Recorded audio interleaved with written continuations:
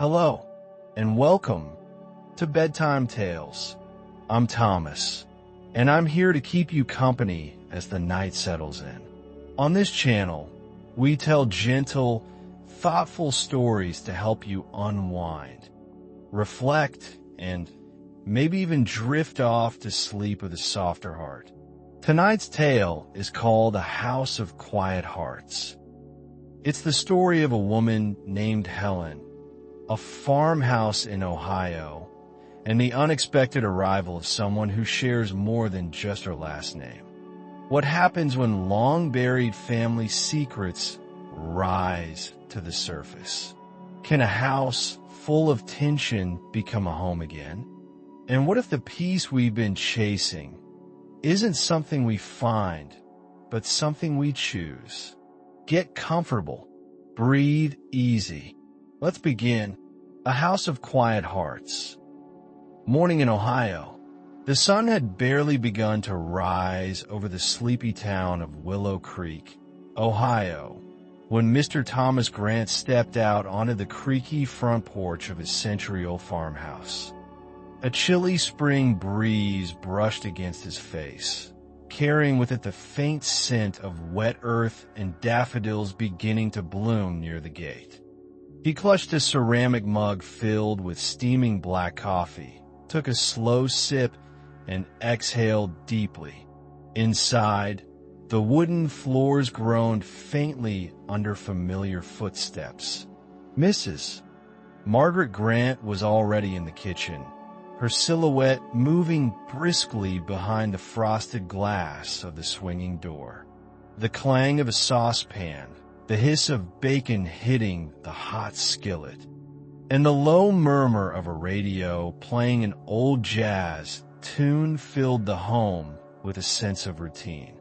Thomas glanced toward the end of the gravel driveway, where Helen's car was still parked.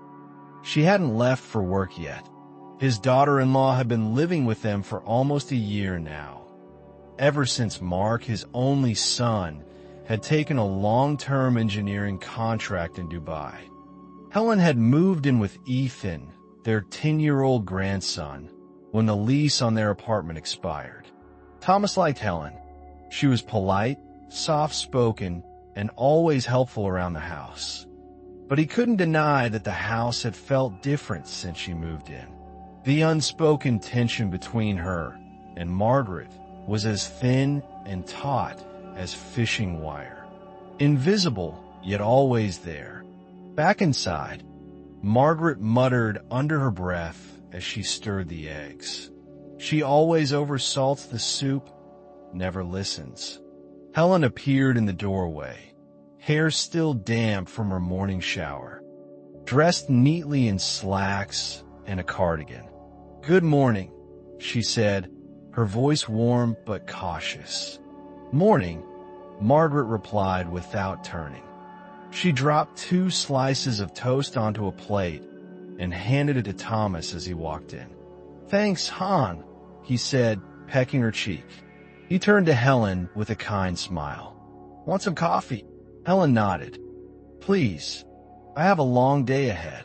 Margaret raised an eyebrow. "You're off to that community center again?" "Yes.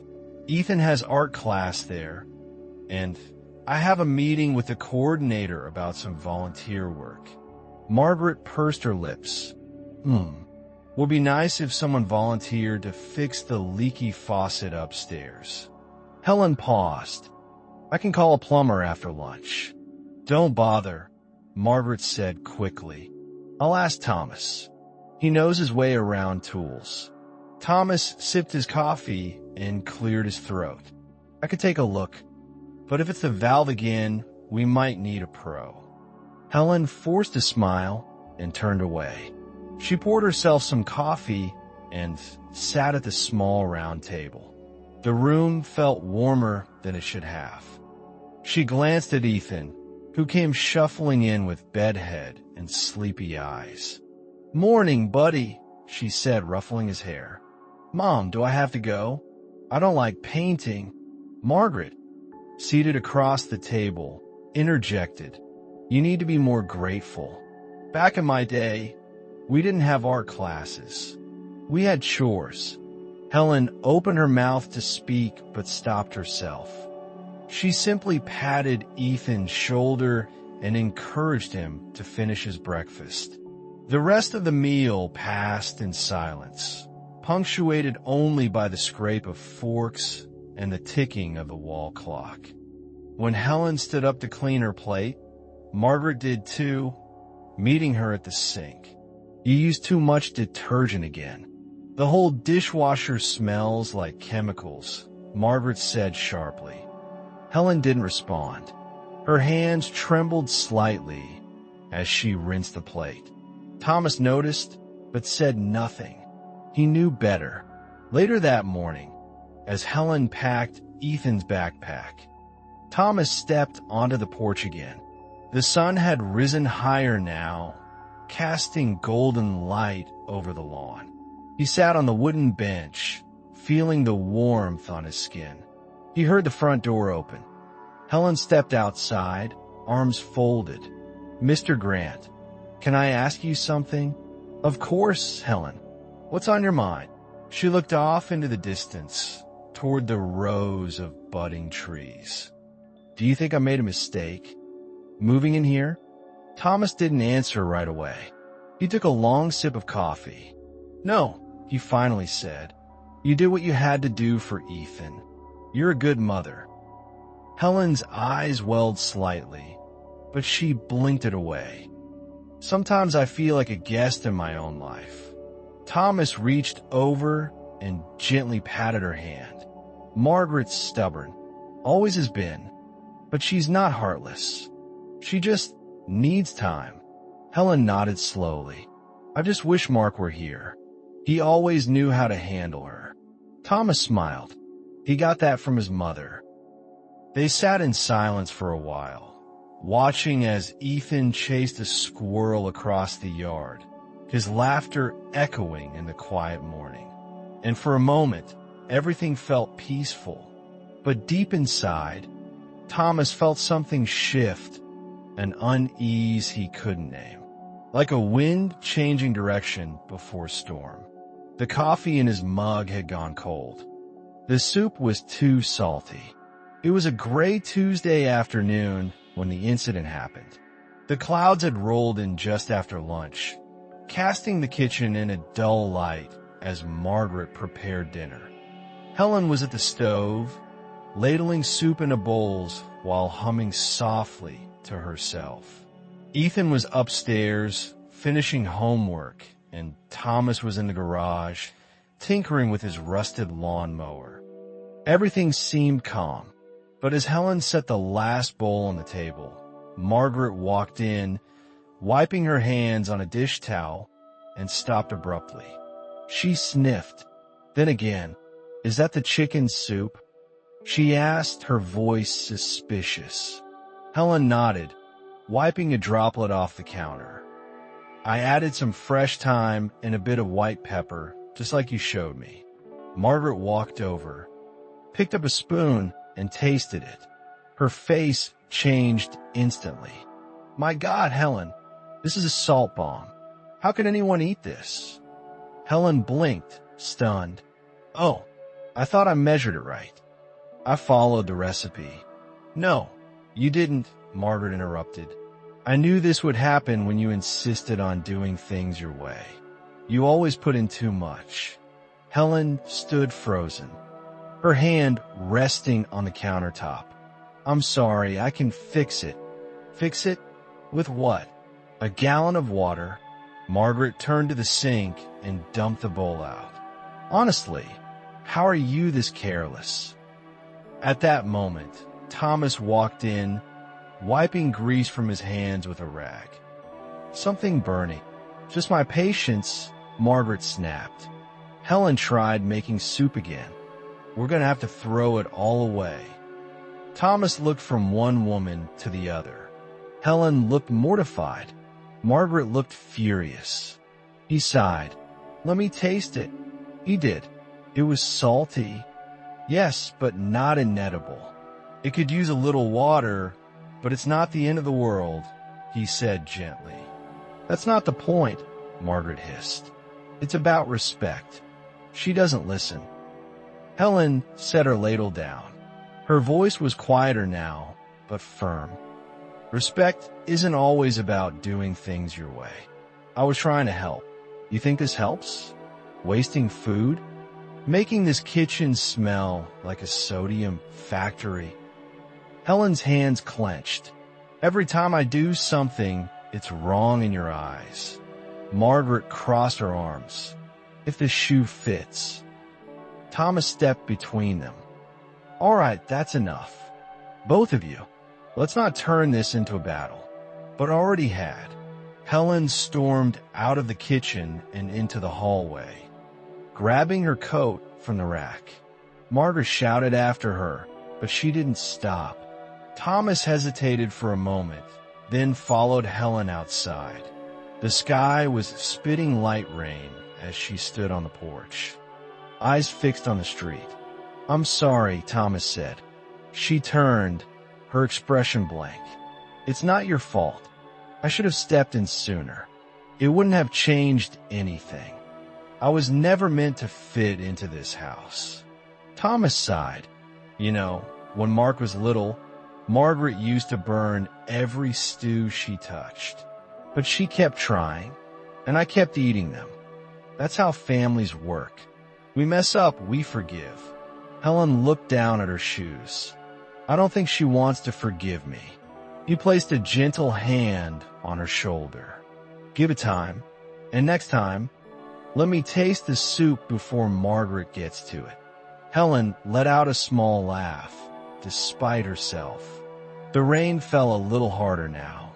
They stood there together quietly. Inside, Margaret sat alone at the table, her arms folded, the untouched bowls still steaming slightly in front of her. The smell of time lingered in the air, but the warmth was gone, the storm within. That night, the wind screamed against the windows, rattling the old farmhouse like an unsettled ghost. Rain lashed the glass in wild rhythm, and thunder rolled like distant drums of war. But inside the house, it was the silence that thundered loudest. Helen sat on the floor of the guest room, knees pulled to her chest, her back against the bed. Her breath came in slow, deliberate patterns as she tried to center herself. A lamp on the nightstand cast a cone of warm yellow light, revealing the shadows under her eyes and the quiet heartbreak in her expression. Ethan was asleep, tucked in and unaware of the rupture that had cracked the house just hours earlier. Downstairs, the faint sounds of kitchen drawers opening and slamming shut marked Margaret's way of coping. Helen had said nothing when she walked away earlier. She hadn't cried. Not yet. But now, in the solitude of this room that never quite felt like hers, the tears came. Quiet, restrained, the kind that wet your collar without a sound. She reached for the letter on her nightstand, the one she'd written weeks ago, but never sent to Mark. She read it again, silently. I know this wasn't the plan. I know you didn't think she would still treat me like a stranger after all these months. But it's hard, Mark. It's hard to live under someone's roof and feel like you must earn every breath. A sudden knock at the door startled her. Not loud, just 2 soft taps. She wiped her face and opened it. It was Thomas. He didn't speak right away, only held out a mug of tea, the steam rising in thin ribbons. Chamomile, he said. Figured you could use something warm. Thank you, she said, taking it with both hands. He didn't leave. He waited. Do you think I overreacted? She finally asked. Thomas leaned against the door frame, arms crossed. No, he said. I think you finally reacted. And sometimes that's the only way people pay attention. Helen nodded slowly. She doesn't want me here, she said. She doesn't know how to want someone he replied. Not in the way you deserve. But that's on her, not you. A pause stretched between them. I feel like a tenant in my own life, Helen whispered. Thomas lowered his gaze. You're more than that. You're a mother. You're a daughter. You're doing everything you can. She looked at him. And it's not enough. He shook his head.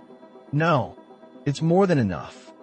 It's just being measured by someone who doesn't know what enough looks like. She smiled faintly. Thank you, Thomas. He patted the door frame twice. Try to sleep. You'll need strength for tomorrow. He turned to leave, then paused. And Helen, yes, I'm proud of you. When he left, Helen stood for a moment, mug in hand, heart a little lighter.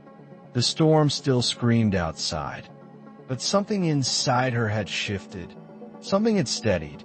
The next morning, the rain had passed, leaving the sky washed and pale. Dew sparkled on the grass, and the birds chirped as if nothing had broken the night before. Helen made coffee before anyone else woke. She sat at the kitchen table, flipping slowly through a magazine, her mind elsewhere. Margaret walked in. Their eyes met. Morning, Margaret said, her voice neutral. Morning, Helen replied.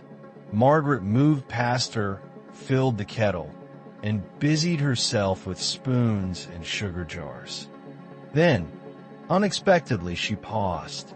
I shouldn't have said what I said, she muttered. Helen blinked. I'm not apologizing, Margaret added quickly. But I lost my temper. Helen nodded. So did I. Margaret looked at her. I suppose that makes us even.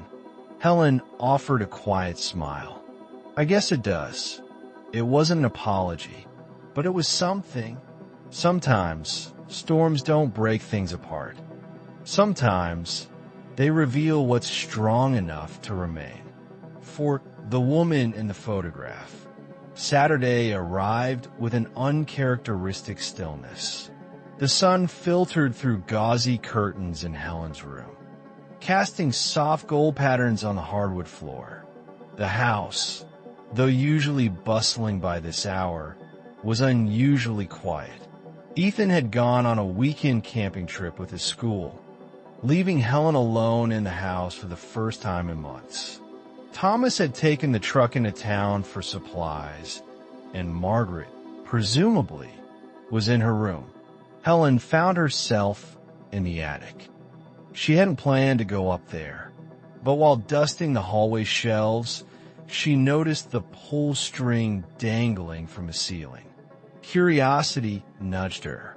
The stairs groaned as she climbed, each step whispering a secret from decades past. The attic smelled of cedar and thyme.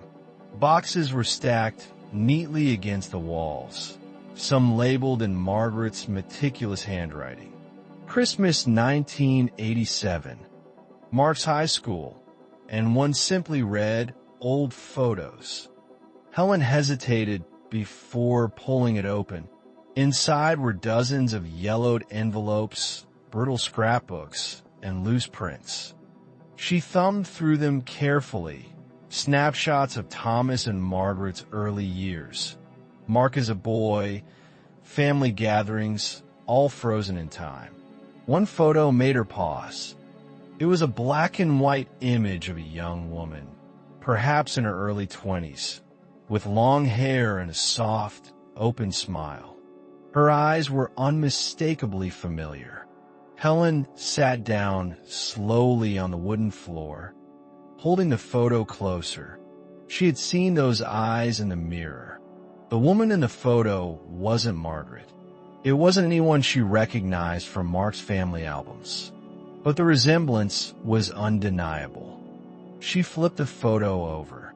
Written in delicate cursive were the words, Tao, 1981, Saigon. Helen's breath caught. Tao. She hadn't heard that name in years, not since she was a teenager, when her mother once whispered it in her sleep. Helen's real mother, who had passed when Helen was only 6, had kept so much hidden. She hadn't spoken to her half-sister, Tao, in more than a decade. After their father left, the family had splintered. Helen had gone to live with her grandmother, while Tao stayed behind, raised in a different country, a different world. For a long time, Helen didn't even know Tao had immigrated to the U.S., let alone that she was living just a few states away. Suddenly, the attic felt too small, too full. Helen carefully tucked the photo into her cardigan pocket and descended the stairs. In the kitchen, she poured herself a glass of water and stared out the window, mind racing. Was this just a coincidence? Or had Margaret kept this photo intentionally? She didn't have long to wonder. Thomas returned an hour later, groceries in hand. "Morning, Helen," he said, placing bags on the counter. "You're up early." "I found something," she said simply. Thomas paused, his brow furrowing. "Found what?" Helen reached into her pocket and handed him the photograph. He stared at it for a long moment, then looked up. "Where did you get this?" "In the attic, in a box labeled Old Photos." Thomas nodded slowly. "That box hasn't been opened in years." "Who is she?" Helen asked. He hesitated. "She was your sister, wasn't she?" "How?" Helen was stunned. "You knew. I met her once," he said, his voice softening. "Before you and Mark were married. She came to see Margaret. They argued. Loudly. Margaret never mentioned her again." Helen leaned against the counter, absorbing the weight of it. "I didn't even know she was in the States. She left. Went to Seattle, I think. Sent a letter once, asking if you were happy. Margaret never gave it to you." Helen closed her eyes. "She always said I had no family." Thomas sighed. "Margaret was trying to protect Mark. At least, that's what she told herself. She didn't want any complications. She thought your past might complicate things." Helen shook her head. "My past is who I am. Tao was the only one who remembered my mother's lullaby. The only one who told me the truth." Thomas reached for her hand. "You should find her, if that's what you want." Helen looked at the photograph again. The smile on Tao's face seemed to hold an invitation. Maybe it was time. Later that evening, while Margaret was knitting in her armchair and Thomas read the newspaper, Helen opened her laptop. Her fingers hovered over the keyboard, then typed deliberately, "Hangwen, Sieto, Vedupa." A few seconds passed. Then a name appeared, and an address. Helen's hand trembled slightly. She didn't know what she would say, but she knew she had to go. Outside, the night was calm, and for the first time in weeks, the wind was still. The letter. The day after Helen discovered the photograph, a strange stillness settled in her chest, like the quiet after a thunderstorm, where nothing moves but everything feels heavy. She couldn't stop thinking about the name on the back of that photograph. Tao, her sister. It had been over a decade since they'd last spoken. A few scattered emails. A voicemail never returned. And now, a photograph buried in a box in Margaret's attic had pulled her sister back into focus like a light cutting through fog. Helen stood at the dining room table with a pen in hand, a blank sheet of paper in front of her. The coffee had gone cold beside her, forgotten. Her phone sat face down. She had found an address in Seattle last night after a few cautious searches. It wasn't much, just a listing connected to a charity foundation. But it was enough. She pressed the pen to paper. "Dear Tao, I don't know if this letter will find you. I don't even know if this is still your address. But I found your photo, and I remembered." Her hand paused. What did she remember exactly. The soft songs their mother used to hum. Tao braiding her hair before school. The last time they saw each other, both teenagers, arguing in a hospital hallway, standing on either side of too much pain. She began again. I found your photograph in my mother-in-law's attic. It was labeled Tao, 1981. Saigon. I didn't expect it. I don't think I was supposed to find it. A lot has happened. I'm married now. I have a son, Ethan. He's 10 and the brightest part of my life. I wish you could meet him. Helen set down the pen, her fingers trembling slightly. Her mind filled with the what-ifs. What if Tao didn't want to hear from her?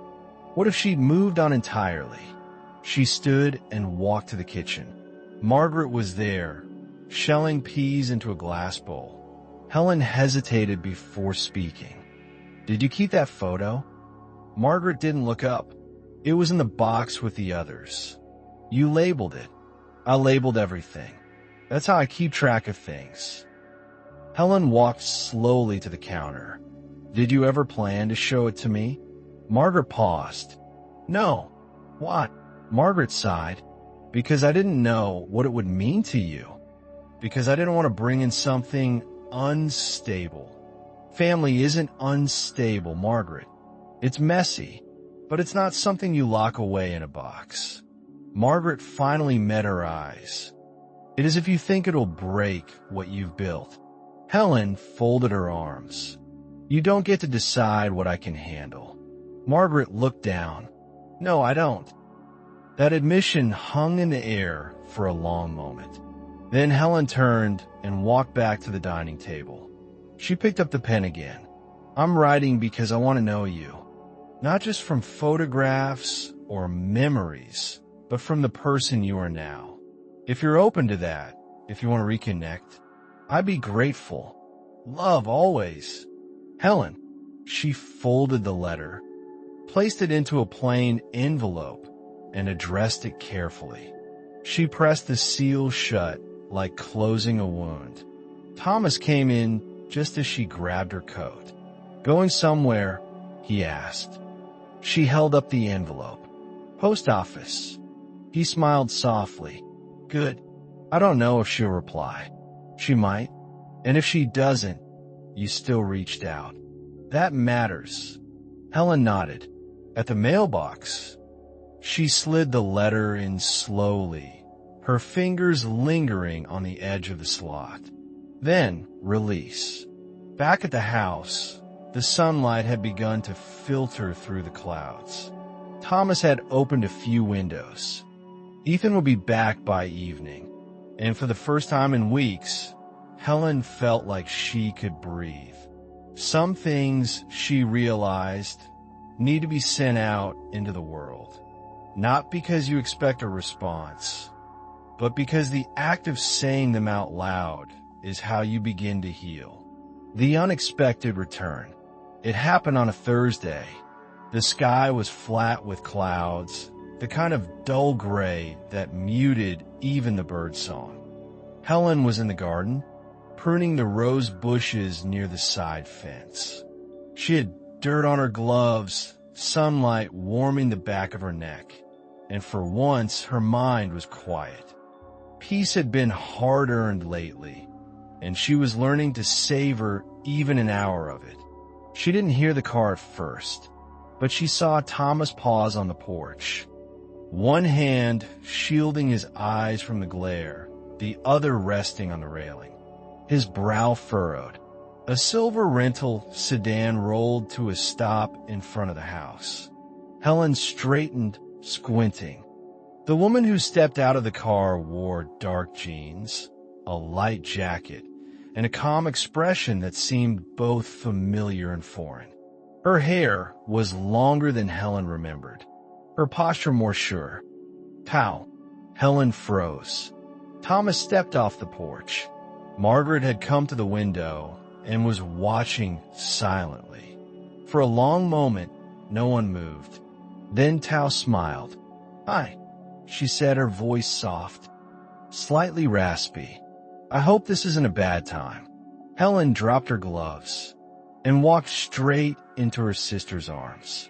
The hug was tight, desperate, forgiving. Inside the house, Margaret quietly pulled the curtain shut. They sat in the living room a half hour later, 2 mugs of tea between them, knees almost touching. Thomas gave them space after helping bring in Tao's suitcase. Margaret had disappeared upstairs. "I didn't expect you to come," Helen said. "I wasn't going to," Tao admitted. "But your letter..." It felt like someone lit a candle in a room I'd sealed shut. Helen smiled gently. "I'm glad you did." Tao looked around the room. "It hasn't changed much. You've been here before? Once. Years ago. I came to talk to Margaret. It didn't go well." Helen sipped her tea. "I'm not surprised. She said she was trying to protect you, that your life was settled, and I would just confuse it." Helen's expression darkened. "She made that decision for both of us." Tao nodded. "But it doesn't matter now. I'm here." They sat in silence for a moment. "Tell me about Ethan," Tao said. "You mentioned him in the letter." Helen's face lit up. "He's stubborn like me, curious like Mark. He loves space documentaries and peanut butter sandwiches. He'll be back this weekend from a school trip. I'd love to meet him." Helen hesitated. "I want that too. But Margaret still lives here, and she hasn't changed much." "I'm not here to cause trouble," Tao said. "I came because I needed to see you, to say I'm sorry for leaving things the way I did." "You don't owe me an apology," Helen said. "We were kids. The world pulled us in different directions." Tao reached in her bag and pulled out an envelope. "I kept this," she said, handing it over. "The letter you wrote to me years ago. I never answered, but I read it 100 times." Helen opened it slowly. Her own handwriting stared back at her, written in slanted lines with hopeful ink. "I remember writing this," she whispered. Tao smiled. "You said you missed the way I made instant noodles, that you couldn't find the right spice packet in the States." They both laughed. It was a sound the house hadn't heard in months. That evening, Thomas grilled salmon on the back patio while the sisters chopped vegetables together in the kitchen. Margaret stood in the hallway for a long time, watching them. She didn't enter, but she didn't walk away either. When dinner was served, Tao sat between Helen and Thomas. Margaret took the far end of the table. The meal passed in relative silence, except for Ethan's empty seat and the occasional sound of silverware on porcelain. Halfway through, Tao set down her fork. "I'd like to say something, if that's all right." Everyone looked at her. "To Margaret," she said. Margaret stiffened. "I know we didn't part on good terms, and I understand why you did what you did. But I'm not here to dig up old ground. I'm here because I want to reconnect with my sister and maybe someday understand this family better." Margaret didn't respond immediately. Her lips tightened. Then, very quietly, she said, "You're staying in the guest room. That's where the extra towels are." It wasn't an apology, but it was something. Helen looked at Thomas, who raised his glass slightly in quiet approval. Outside, dusk settled gently over the lawn. Fireflies blinked into existence, and somewhere down the road, a dog barked once, then stopped. And in the house that had held so many unspoken things, something new began to take root. Not forgiveness, not yet, but possibility. Teresa's truth. Ethan returned Saturday afternoon, backpack swinging and cheeks flushed from the long ride. He burst through the front door with the kind of energy only a 10-year-old could carry. "Mom, Grandpa, I'm home." Helen rushed from the kitchen and knelt to hug him tightly. I missed you, baby. Did you make cookies? No, but I have a surprise. Before Ethan could guess, Tao appeared from the hallway. She crouched slightly and smiled. Ethan, I'm your Aunt Tao. Ethan blinked. Mom never said I had an aunt. Helen gently squeezed his shoulder. That's because it's been a long time since we saw each other. But she's family, just like Grandpa and Grandma. Ethan eyed her warily, then turned to Thomas. She's not going to make me eat vegetables, is she? Everyone laughed. The tension eased. Later that night, after dinner and a round of board games, Tao and Helen sat on the back porch, the crickets singing their nightly song. I need to tell you something, Tao said, her voice hushed. Helen nodded. I figured you might. Tao reached into her pocket and pulled out a folded letter. Its edges were worn. Do you know why I really left Vietnam? Helen shook her head slowly. Tao unfolded the paper. This is a letter from our father, dated 6 months before he died. Helen's hands went cold. You kept it all this time? I couldn't throw it away, Tao said, even when I wanted to. Helen read silently. Tao, my daughter, I don't expect forgiveness. I only want you to know the truth. I loved your mother. I never stopped, but I made a deal to survive, a marriage for citizenship, a life far away. I didn't know how to bring you both here. I was a coward. If Helen ever finds this letter, tell her I loved her too. Helen looked up, eyes shining with unshed tears. He left you that. Pal, not that. He sent it to me when he got sick. But I never told you because I thought it would just make things worse. Helen exhaled shakily. All these years, I thought he abandoned us. He did in a way, but he also tried. Too late, but he tried. They sat in silence, the weight of the past settling between them. I hated him for a long time, Tao admitted, but after I got that letter, I realized he lived with the guilt. And that's its own prison. Helen looked out across the lawn. I don't know if this makes it better, but it makes it clearer. Tao folded the letter and returned it to her pocket. I wanted you to know, not because I expect you to forgive him, but because I think the truth matters. It does. Helen said, even when it hurts. Inside, Margaret watched from the window again. She couldn't hear their words, but she saw their silhouettes, the way they leaned toward each other, the way Helen's head rested on Tao's shoulder. Thomas came up beside her. They're finding their way back. Margaret crossed her arms. She has your patience. Thomas smiled. And your stubbornness. Margaret didn't argue. That night, Helen tucked Ethan into bed and kissed his forehead. Is Aunt Tao going to stay? He asked. I hope so, Helen said. Would that be okay with you? Ethan grinned. Only if she doesn't snore. Helen laughed and closed the door gently behind her. In the hallway, she found Tao waiting. We're going to be okay, Helen said. Tao, not dead? We are.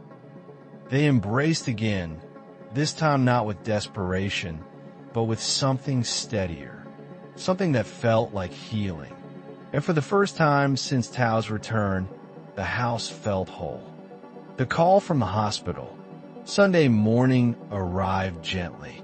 Sunlight spilled over the kitchen counters as Helen poured cereal into a bowl.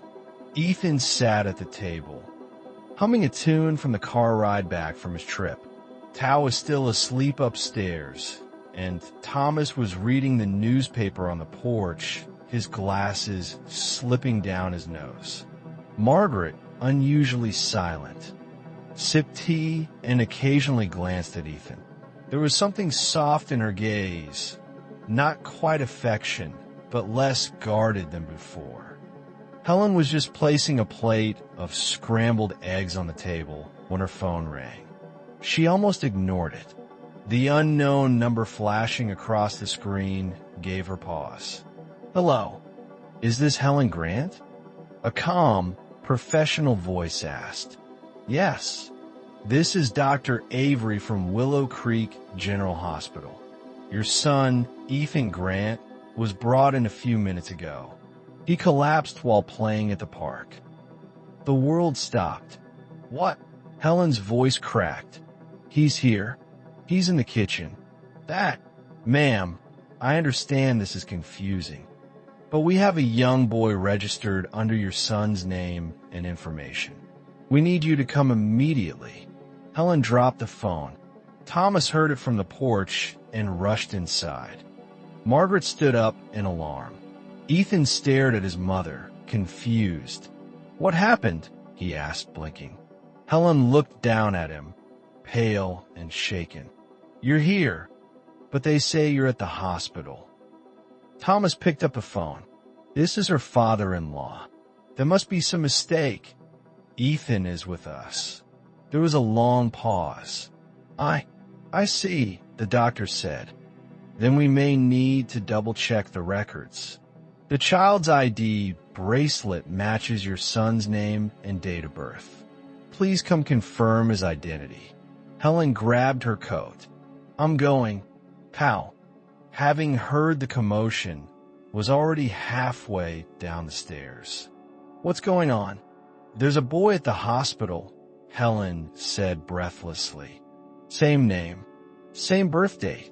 They think it's Ethan." "But Ethan is right here," Tao said. "I know. That's why I have to go." Thomas stood. "I'll drive." The hospital smelled of antiseptic and uncertainty. Helen's footsteps echoed down the linoleum hallway as a nurse led them toward the pediatric wing.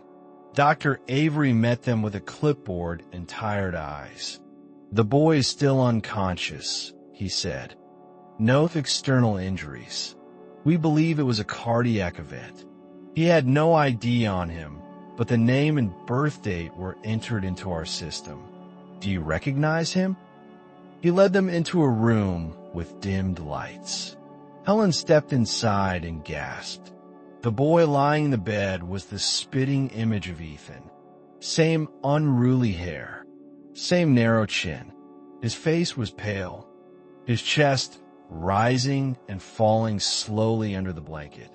But he wasn't Ethan. Helen stared. "I don't know him, but he looks just like..." Thomas stepped forward. "That's not our Ethan. But that's no coincidence." Dr. Avery frowned. "You're saying you've never seen this child before?" Helen shook her head. "Never." The doctor's brow furrowed. "We'll run DNA confirmation if necessary. But this is more than a data mix-up. Someone entered that information on purpose." Helen looked at Thomas, her stomach twisting. "Who would do that?" "What?" "Back of the house." Margaret sat across from Ethan.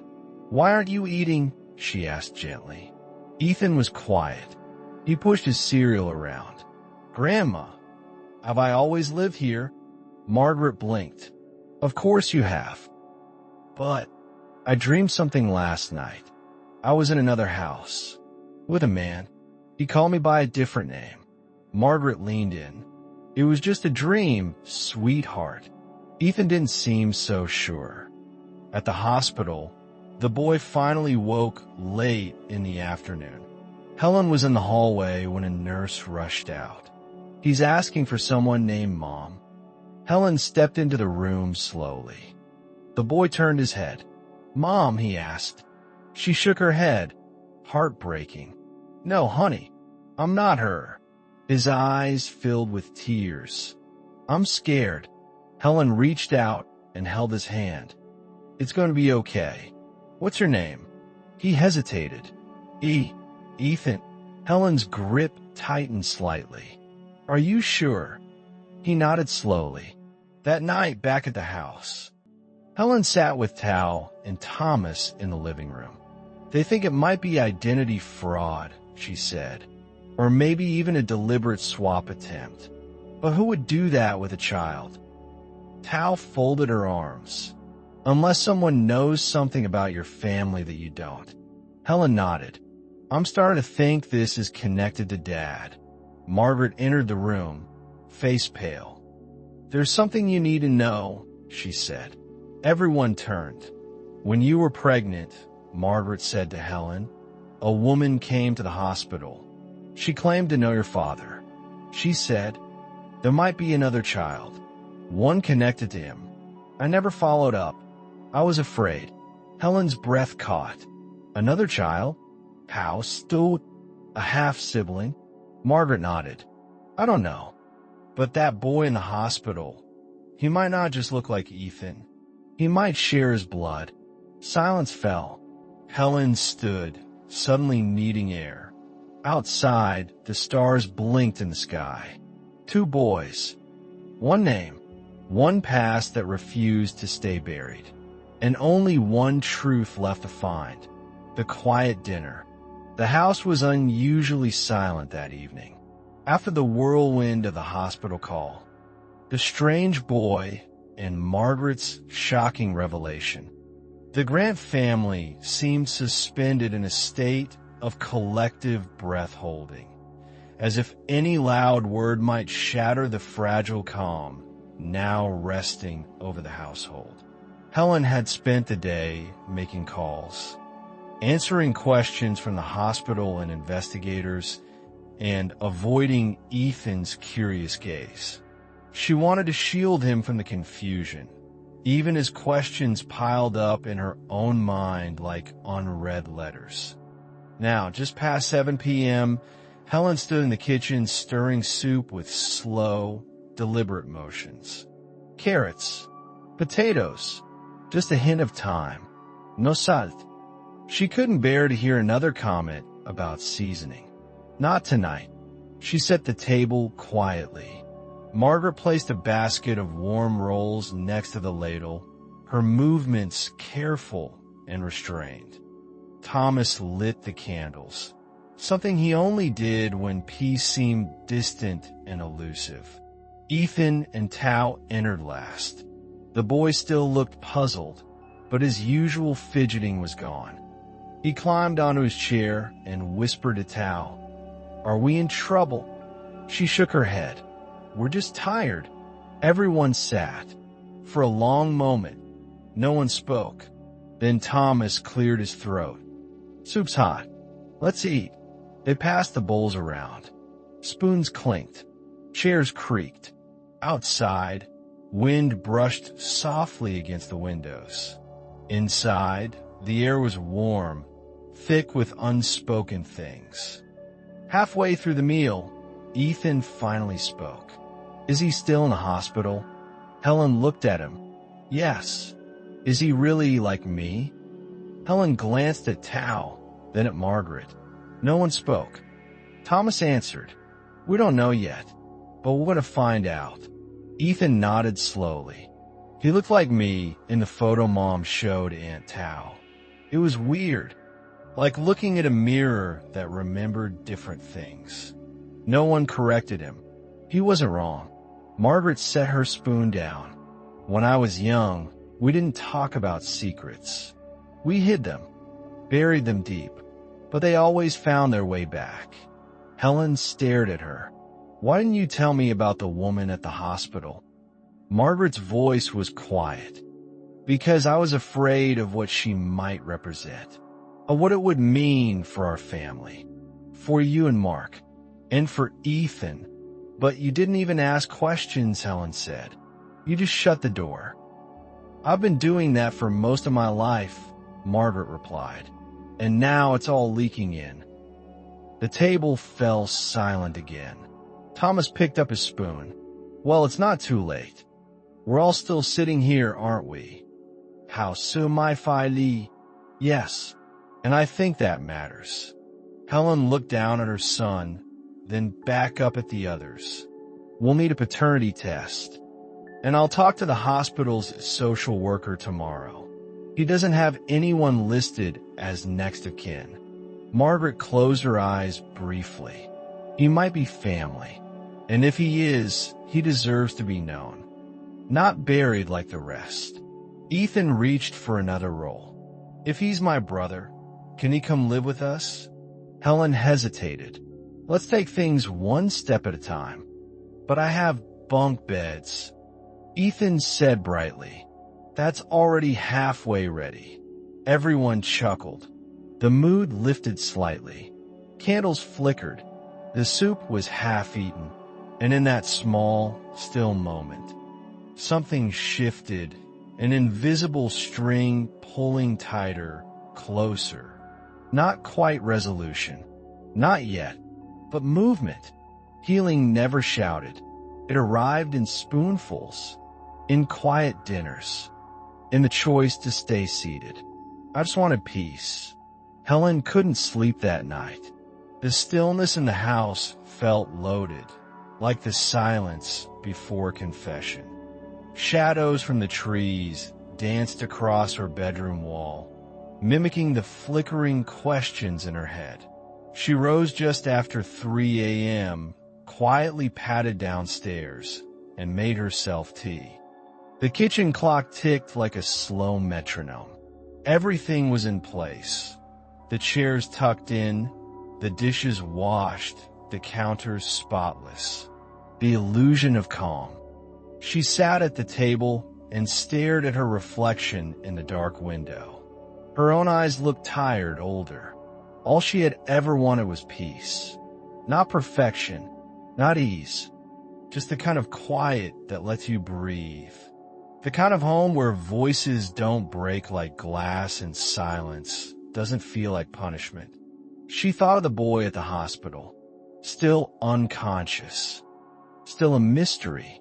He'd been transferred to a foster care unit for observation, pending DNA results.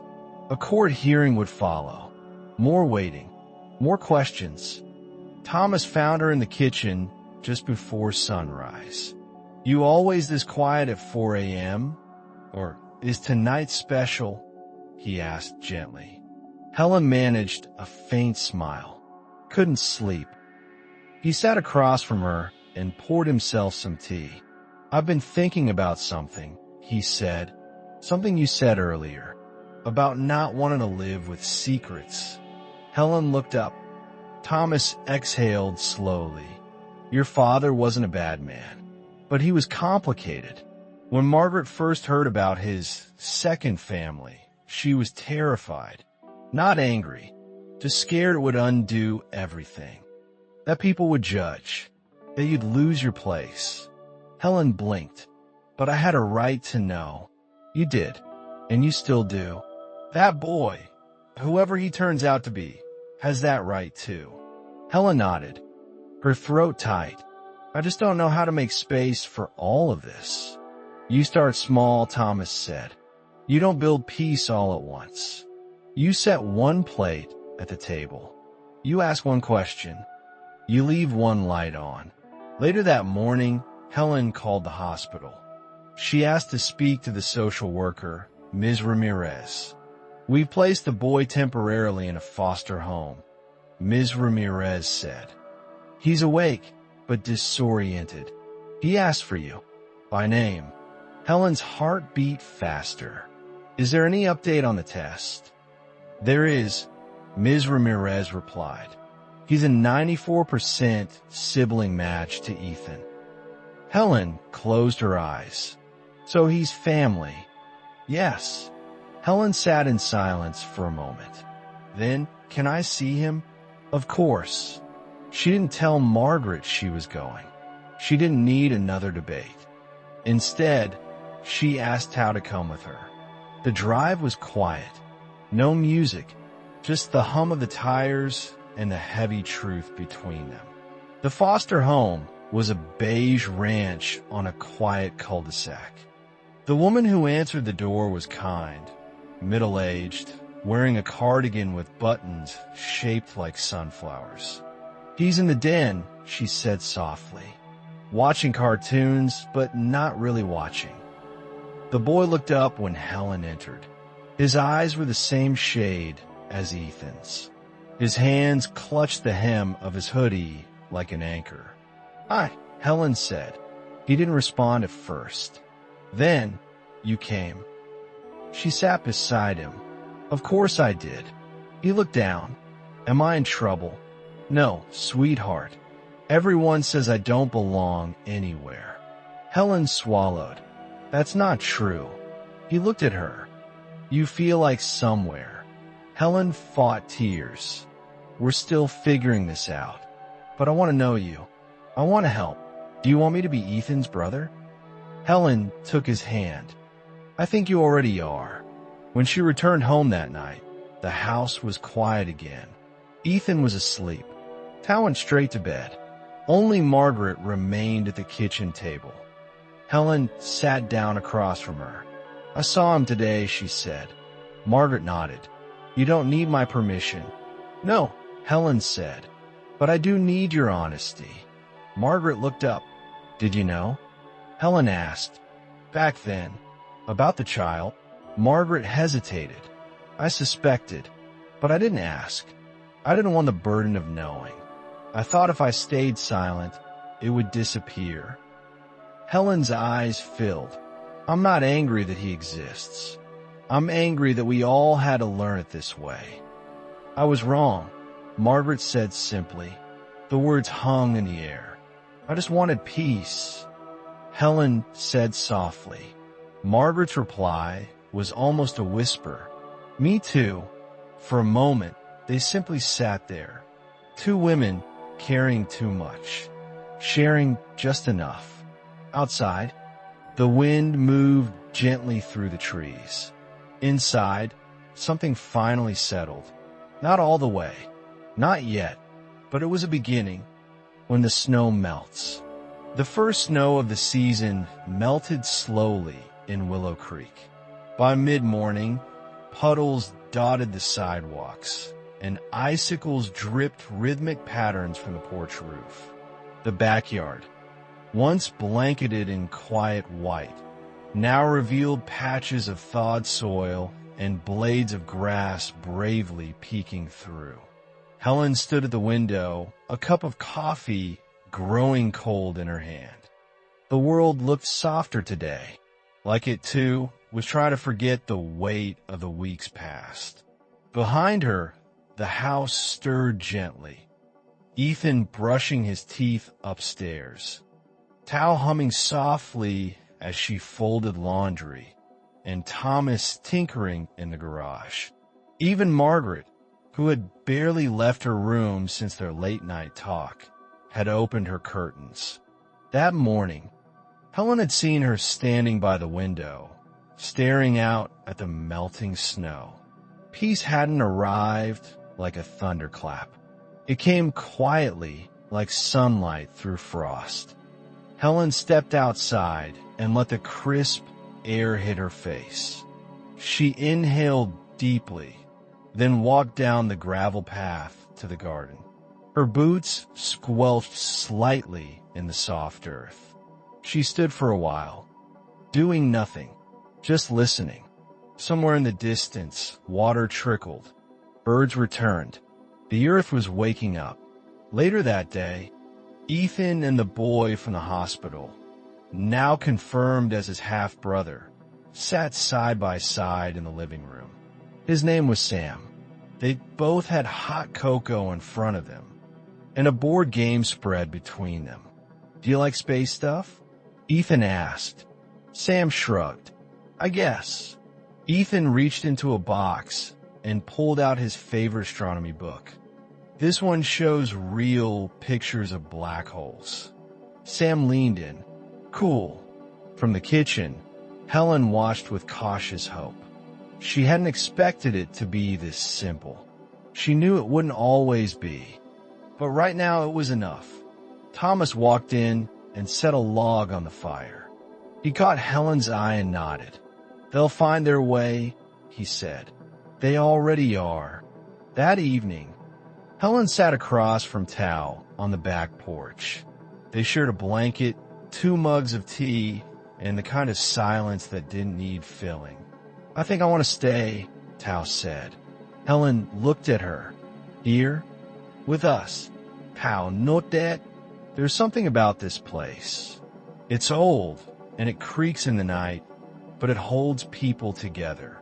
Helen smiled. "It's held me for longer than I realized." Tao sipped her tea. "Sam's going to need a lot of things.